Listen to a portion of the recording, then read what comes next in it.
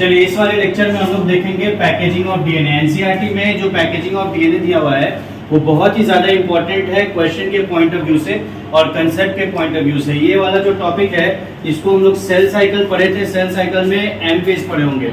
M phase को mitosis phase बोलते हैं। क्या बोलते हैं बोलो? Mitosis phase. तो माइटोसिस फेज से कंबाइन करके पढ़ेंगे। आप लोग माइटोसिस फेज में देखे थे कि कैरियोकाइनेसिस होता था और साइटोकाइनेसिस होता था, और उसमें एक फेज आया था प्रोफेज, फिर मेटाफेज, फिर एनाफेज, फिर टेलोफेज, ये आया था। उससे कंबाइन करेंगे। तो सबसे पहले पैकेजिंग ऑफ डीएनए में जो हमारा सबसे पहला टॉपिक आता है वो है लेंथ ऑफ डीएनए, कि डीएनए का जो लेंथ होगा वो कैसे पता लगा सकते हैं। ठीक है, और कुछ फैक्ट्स भी पता लगेगा जो बहुत ही अच्छा लगेगा पढ़ने में। देखिए लेंथ ऑफ डीएनए, किसी भी ऑर्गेनिज्म का डीएनए का लेंथ तो अलग अलग ही होगा। अब जाहिर सी बात है ह्यूमन का किसी और के साथ कंपैरिजन करेंगे तो हमें अलग ही दिखने को मिलेगा। तो आप जैसा देखिए लेंथ ऑफ डीएनए जो है उसको कैसे निकाल सकते हैं कि total number of base pairs उस इंडिविजुअल में कितना रहता है, total number of base pairs, और दो बेस पेयर के बीच में कितना रहता है, उससे आप उस ऑर्गेनिज्म का डीएनए का लेंथ पता लगा सकते हैं। एकदम ध्यान से बारीकी से समझिएगा। क्या बोल रहे हैं फिर से कि total number of base pair जितना प्रेजेंट होगा, डिप्लॉयड है तो डिप्लॉयड कंटेंट में, और दो बेस पेयर के बीच में जितना डिस्टेंस होता है उसको प्रोडक्ट, इसका प्रोडक्ट आने पर ही आपको क्या पता चलेगा? डीएनए का लेंथ। क्या पता चलेगा? डीएनए का लेंथ। अब ह्यूमन डीएनए से एग्जांपल लेते हैं। आपको पता है एनसीईआरटी में से पहले दिया हुआ था कि 3 कितना रेट दिया हुआ था डेटा, 3.3 into 10 का पावर 9 बेस पेयर होता है हैप्लॉइड कंटेंट में। तो हैप्लॉइड कंटेंट में 3.3 दिया हुआ है, लेकिन डिप्लॉयड कंटेंट में कितना होगा? 6.6 into 10 का पावर 9। तो total number of base pair कितना हो गया? 6.6 into 10 का पावर 9। किसमें? ह्यूमन में। किसमें? और तुम लोग को डीएनए बताए थे। डीएनए तो हम बताए थे कि जैसे डीएनए होता है और उसमें बेस पेयरिंग होता है, तो दो बेस पेयर्स के बीच में डिस्टेंस कितना बताए थे? 0.34 नैनोमीटर। एंगस्ट्रॉम में कितना बताए थे? 3.4 एंगस्ट्रॉम बताए थे। ये चीज बताए थे ना। तो डिस्टेंस यहाँ पर अगर प्रॉपर्ली लिखे तो क्या आ जाएगा? 0.35 into 10 का पावर -9। इसको मल्टीप्लाई करने पे कितना आता है? 2.2। कितना आता है? तो अब सोचने वाली बात है कि 2.2 जो मीटर है एक डीएनए का लेंथ है। 1 मीटर में 3 फीट होता है, तो 6 फीट चला गया लगभग। ये 6 फीट हाइट समझ रहे हैं? यार इतना हाइट हमसे भी थोड़ा लंबा, 1 इंच 6 फीट के लिए। तो आप समझ सकते हैं कि कितना लंबा एक ह्यूमन। अब आप जानते हैं कि जैसे सेल है, सेल के अंदर न्यूक्लियस है, न्यूक्लियस के अंदर न्यूक्लियोइड और उसके अंदर क्रोमोसोम प्रेजेंट होता है, और क्रोमोसोम के अंदर डीएनए है। तो इतना लंबा डीएनए संभव कैसे है कि वो वहां पर रह जाए? कुछ ना कुछ व्यवस्था है। उसी व्यवस्था को क्या बोलते हैं? पैकेजिंग। अब खतरनाक बात यह है कि न्यूक्लियस का साइज 10 का पावर -6 मीटर है, यानी बहुत ज्यादा छोटा साइज है। किसका? न्यूक्लियस का। तो 10 का पावर -6 साइज है न्यूक्लियस का, और ये हो जा रहा है भाई साहब 2 मीटर। तो संभव है रख पाना? संभव नहीं है ना संभव रख पाना। तो कुछ ना कुछ व्यवस्था, लेकिन रखता तो है न्यूक्लियस। ये बात तो आप बचपन से पढ़ रहे हैं, आप देखते आ रहे हैं कि बचपन से ही कि न्यूक्लियस में क्या पाया जाता है। तो वो किस तरीके से होता है? वो पैकेजिंग के कारण से होता है। तो लेंथ निकालना तो आप सीख गए, लेंथ निकालने में कोई इश्यू नहीं। अब हम लोग देखेंगे कि इतना बड़ा लेंथ इतने छोटे से डीएनए में रह कैसे पाता है। क्लियर है चीज? अब जैसे एग्जांपल है, अब जैसे ये चीज है, अब आप देखते हैं कि ये जो पैकेजिंग होता है वो प्रोकैरियोट्स में भी होता है और यूकैरियोट्स में भी होता है। एक पैकेजिंग है आपका प्रोकैरियोट्स के लिए और एक पैकेजिंग है यूकैरियोट्स के लिए। जब भी आप लोगों को डिफरेंस पढ़ाया है प्रोकैरियोट्स और यूकैरियोट्स का, उसमें जो सबसे बेसिक डिफरेंस बताए थे, बेसिक नहीं, वन ऑफ द डिफरेंस में से आता है कि प्रोकैरियोटिक में जो है हिस्टोन प्रोटीन नहीं पाया जाता है, लेकिन यूकैरियोटिक में हिस्टोन प्रोटीन पाया जाता है। और आपको ये ऑलरेडी बता चुके हैं कि जो डीएनए होता है वो निगेटिवली चार्ज होगा। डीएनए क्या होगा?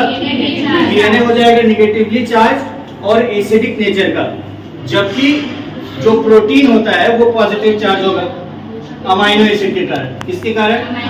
लेकिन प्रोकैरियोट्स में तो हिस्टोन प्रोटीन नहीं पाया जाएगा। तो इसमें पैकेजिंग कैसे होगा?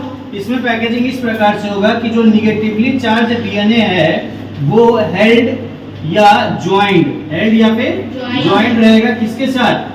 नॉर्मल प्रोटीन्स के साथ, नॉर्मल पॉजिटिव चार्ज प्रोटीन के साथ। नॉर्मल किसके साथ? पॉजिटिव चार्ज प्रोटीन के साथ। क्लियर है? तो प्रोकैरियोट्स में जो पैकेजिंग होता है प्रोकैरियोट्स में जो पैकेजिंग होता है वो बहुत सिंपल होता है कि ये प्रोटीन है, ये हिस्टोन प्रोटीन है, ये प्रोटीन है नॉर्मल, और कोई डीएनए है, ये दोनों आपस में आकर के जुड़ गया और कंबाइन कर गया, जिसके कारण से न्यूक्लियस में आकर के डीएनए रह रहा है, इतना लंबा डीएनए। लेकिन ये तो प्रोकैरियोट्स में, प्रोकैरियोट्स का लेंथ उतना ज्यादा नहीं होगा जितना लंबा ह्यूमन का है। जाहिर सी बात है ना, क्यों नहीं होगा? क्योंकि उतना ज्यादा बेस पेयर नहीं होगा, क्योंकि फॉर्मूला हम लोग देख लिए कि total number of base pair into distance between two base pairs. तो जाहिर सी बात है कि इसका पैकेजिंग आसान होगा क्योंकि डीएनए उतना ज्यादा लंबा होगा नहीं। लेकिन मसला किसमें आएगा? मसला आएगा यूकैरियोट्स में। मसला किसमें आएगा? यूकैरियोट्स में। अब जैसे आप जानते हैं कि अब सोच लीजिए ना कि 2 मीटर साइज कितना लंबा होगा। जैसे बेंच का जो नॉर्मल साइज होता है, अगर यहाँ पे बेंच, अगर ये वाला ब्लू वाला बेंच अगर 6 फीट का आता है, ठीक है, सपोज दैट, या फिर हम अपना हाथ ऐसे किए और हाथ ऐसे किए, मान लेते हैं यहाँ से और यहाँ तक का दूरी 6 फीट है, मान लेते हैं 1 मिनट के लिए, यहाँ से यहाँ तक का दूरी ये। अब सोचो इतना लंबा पार्ट न्यूक्लियस के अंदर रहता है। ये तो थोड़ा इंटरेस्टिंग चीज है जानना कि कैसे 10⁻⁻⁶ मीटर वाले जगह में इतना लंबा डीएनए रह पाता है। तो वो कैसे रह पाता है और इससे रिलेटेड क्वेश्चंस भी आता है, वो देखिए। तो यूकैरियोट्स में क्या होता है कि सबसे पहले कि जो प्रोटीन पाया जाता है वो कौन सा प्रोटीन है? हिस्टोन्स। कौन सा है? तो इसको हम लोग हिस्टोन प्रोटीन भी बोलते हैं। क्या बोलते हैं? Histone protein. तो हिस्टोन प्रोटीन का नेचर क्या है कि हिस्टोन प्रोटीन होता है पॉजिटिवली चार्ज। कैसा होता है? पॉजिटिवली चार्ज और बेसिक नेचर का है। पॉजिटिवली चार्ज और कैसा नेचर का है? नीट 2022 में ये सवाल आया था कि जो हिस्टोन प्रोटीन बेसिक नेचर का है वो किसके कारण से होता है? ये बेसिक नेचर 2 अमीनो एसिड के कारण से होता है, जिसका नाम है, बोलो क्या है? Arginine and lysine. बोलो क्या है? Arginine and. इसके कारण से चार्ज ये जो है बेसिक नेचर का है। किसके कारण से? आर्गिनिन और लाइसिन के कारण से। क्लियर है चीज? और एक और बात, एनसीईआरटी लिखता है कि हिस्टोन प्रोटीन जो है वो 8 मॉलिक्यूल से मिलकर के बनता है, यानी कि 8 यूनिट्स मिलता है तो जाकर के एक चीज का फॉर्मेशन करता है, जिसको हम लोग कहते हैं हिस्टोन ऑक्टामर। क्या कहते हैं? तो हिस्टोन ऑक्टामर कितना यूनिट्स, प्रोटीन के यूनिट से मिलकर बना है? 8 यूनिट से। कितना यूनिट से? 8 यूनिट से मिलकर बना है, इसलिए इसको क्या कहते हैं हम लोग? Histone octamer. क्या कहते हैं? अब ये हिस्टोन ऑक्टामर, अब आप जानते हैं ऑलरेडी डीएनए के बारे में। डीएनए के बारे में, अब किसके बारे में? डीएनए इसका विपरीत होता है। डीएनए क्या होता है? Negatively and acidic. निगेटिवली क्या होता है? और एसिडिक होता है। और ये लंबा पॉलीमर भी है। लेंथ कितना है? 2.2 मीटर। तो होता क्या है कि मान लेते हैं कि ये रहा आपका हिस्टोन प्रोटीन या हिस्टोन ऑक्टामर। ये क्या है? Histone octamer. क्या है? बोलो हिस्टोन। अब ये हिस्टोन ऑक्टामर के ऊपर क्या होता है कि जो निगेटिवली चार्ज डीएनए है वो इसके ऊपर रैप कर जाता है। ये डबल स्ट्रैंडेड ही है। क्या कर गया? रैप कर गया। ध्यान से सुनना, क्योंकि हिस्टोन प्रोटीन पॉजिटिव चार्ज है और डीएनए नेगेटिव चार्ज है, तो पॉजिटिव और नेगेटिव में क्या देखने को मिलेगा?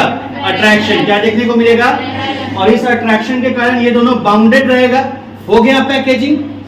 जैसे कोई बहुत ज्यादा लंबा चीज है, कोई किसी के पास ईयरफोन है क्या तार वाला, सपोज दैट एग्जांपल के तौर पे कि ये बहुत लंबा चीज है, ठीक है, तो इसको ऐसे हटा पाना मुश्किल है, लेकिन ऐसे कर देंगे तो जगह कम लेगा ना, फिर ऐसे कर देंगे तो जगह कम लेगा ना, फिर ऐसे कर देंगे तो जगह कम लेगा ना। अब ये जो इतना बड़ा था ये कितना छोटा हो गया। उसी प्रकार से डीएनए का कॉइलिंग कर दिया जाता है। डीएनए का क्या कर दिया जाता है? कॉइलिंग कर दिया जाता है। जैसे होता क्या है, मान लो कि ये मेरा जो फिंगर है ये हो गया आपका हिस्टोन प्रोटीन। ये क्या है? और ये है डीएनए। इन दोनों में अट्रैक्शन इसलिए हो रहा है क्योंकि ये है पॉजिटिव और ये है, तो ये इसके ऊपर बाउंड कर गया। क्या कर गया? बाउंड कर गया।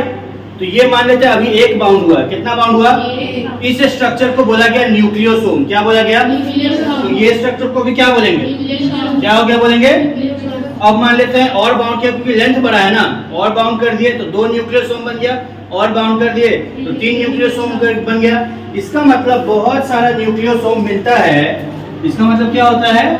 बहुत सारा न्यूक्लियोसोम मिलता है तो क्या बना देता है? क्रोमैटिन। बहुत सारा न्यूक्लियस मिलता है तो क्या बना देता है? क्रोमैटिन। क्या बना देता है? एक यूनिट क्या है? न्यूक्लियोसोम। और ये सब क्या है? क्रोमैटिन। क्या है बोलो? समझ आ रहा बात? अब ये जो क्रोमेटिन है ये कहां प्रेजेंट होता है? क्रोमोसोम में। आप जानते हैं क्रोमोसोम का ये स्ट्रक्चर होता है जिसमें इसको हम लोग क्रोमैटिड्स बोलते हैं। क्या बोलते हैं? क्या बोलते हैं बोलो? क्रोमैटिड्स या सिस्टर क्रोमैटिड्स भी बोलते हैं। तो इसका मतलब क्रोमैटिड्स के अंदर ही क्या प्रेजेंट होता है? क्रोमैटिन। क्रोमैटिड्स के अंदर ही क्या प्रेजेंट होता है? और क्रोमैटिन के अंदर क्या रहता है? और न्यूक्लियोसोम के क्या अंदर रहता है? न्यूक्लियोसोम के अंदर क्या रहता है? हिस्टोन, प्रोटीन और डीएनए। न्यूक्लियोसोम के अंदर क्या रहता है? और आपको ऑलरेडी पढ़ा चुके हैं कि हिस्टोन प्रोटीन क्या होता है? पॉजिटिव चार्ज और बेसिक नेचर, इसके कारण आर्गिनिन और लाइसिन। फिर उसके अंदर जो डीएनए है वो नेगेटिवली और एसिडिक होगा। डीएनए किसका किसका बना हुआ है? पेंटोज शुगर का, नाइट्रोजन बेस का और फॉस्फोरिक एसिड का। समझ आ रहा बात? तो अगर आप इसके डिटेल में जाइएगा तो सेल होता है, सेल के अंदर न्यूक्लियस होता है, न्यूक्लियस के अंदर न्यूक्लियोलस होता है, न्यूक्लियोलस के अंदर क्रोमोसोम होता है, क्रोमोसोम के पास क्रोमैटिड्स होता है, क्रोमैटिड्स के पास क्रोमैटिन होता है, क्रोमैटिन के अंदर न्यूक्लियोसोम होता है, न्यूक्लियोसोम के अंदर हिस्टोन प्रोटीन होता है, हिस्टोन प्रोटीन पे बाउंडेड डीएनए रहता है और डीएनए बना होता है पेंटोज शुगर, नाइट्रोजन बेस और फास्फोरस। क्लियर है चीज? तो ये कॉम्प्लेक्स पैकेजिंग है कि नहीं है? तो कॉम्प्लेक्स पैकेजिंग किसमें है? यूकैरियोट्स में। तब ना ये इतना कॉम्पैक्ट होकर के रहता है। अब एक चीज आपको याद दिलाते हैं, आप पढ़े होंगे सेल साइकिल में प्रोफेज। क्या पढ़े होंगे? प्रोफेज में आप देखते हैं कि न्यूक्लियर मेम्ब्रेन में क्रोमोसोम इस तरीके से लॉन्ग एंड थिन रहता है। लॉन्ग एंड, इस अवस्था को बोलते हैं डीकंडेंस्ड स्टेट। क्या बोलते हैं? डीकंडेंस्ड स्टेट। अब क्या हो रहा है? कंडेंसेशन हो रहा है। क्या हो रहा है? कंडेंसेशन। कंडेंसेशन ये कौन सा स्टेज था? प्रोफेज। कौन सा स्टेज था? अब कौन सा फेज आने वाला है? मेटाफेज। कौन सा आने वाला है? मेटाफेज में क्या हो जाएगा कि क्रोमोसोम जो है वो सेंट्रल प्लेट में अलाइन हो जाएगा। कहाँ अलाइन हो जाएगा? सेंट्रल प्लेट पे अलाइन हो गया। तो डीकंडेंस से ये गया है कंडेंस्ड स्टेट में। डीकंडेंस से कौन स्टेट में गया है? डीकंडेंस से कंडेंस्ड। और प्रोफेज से यानी सीधा सीधा बात, क्रोमोसोम लंबा और पतला से छोटा और मोटा हुआ, यानी कि short and long and thin से शॉर्ट एंड थिक हुआ। तो तुम सोचो कि ये स्ट्रक्चर मोटा कैसे हुआ होगा? ऐसे हुआ होगा कि हिस्टोन प्रोटीन के ऊपर बार बार कॉइलिंग हुआ होगा डीएनए का, तो वो कंडेंस होता गया। लंबा और पतला स्ट्रक्चर जो फैला हुआ था धीरे धीरे धीरे, आप पढ़े हैं ना कि मेटाफेज में कंडेंसेशन होता है। ये आप रिलेट कर पा रहे कि ये कंडेंसेशन क्यों हुआ? ये किसके कारण से हुआ? न्यूक्लियोसोम के कारण से हुआ। समझ आ रहा बात? तो ये चीज आप रिलेट कर पाइएगा प्रोफेज में और मेटाफेज में। अब यहाँ पर एक और कंसेप्ट समझ आया सबको? क्लियर हुआ? अब यहाँ पर एक और चीज है कि क्रोमैटिन डेंसली बाउंडेड भी होता है और लूजली बाउंडेड भी होता है। क्रोमैटिन अगर लूजली बाउंडेड होगा तो इसको हम लोग क्या बोलते हैं? यूक्रोमैटिन। क्या बोलते हैं? यूक्रोमैटिन। और अगर डेंसली पैक्ड रहता है तो क्या बोलते हैं? हेटेरोक्रोमैटिन। याद रहना चाहिए ये बात कि क्रोमैटिन अगर लूजली बाउंड है तो यूक्रोमैटिन कहलाएगा, टाइटली बाउंड है तो हेटेरोक्रोमैटिन कहलाएगा। क्या कहलाएगा? हेटेरोक्रोमैटिन। और यूक्रोमैटिन क्योंकि लाइटली बाउंड है तो ये ट्रांसक्रिप्शनली एक्टिव है। क्या है? Transcriptionally active. यानी ट्रांसक्रिप्शन मतलब क्या? डीएनए से आरएनए बनाना। क्या बनाना? डीएनए से। तो ट्रांसक्रिप्शनली एक्टिव कौन सा क्रोमैटिन है? यूक्रोमैटिन। क्रोमैटिन कहाँ प्रेजेंट होता है? क्रोमोसोम में। क्रोमोसोम कहाँ प्रेजेंट होता है? न्यूक्लियोलस में। न्यूक्लियोलस न्यूक्लियस में, न्यूक्लियस सेल में।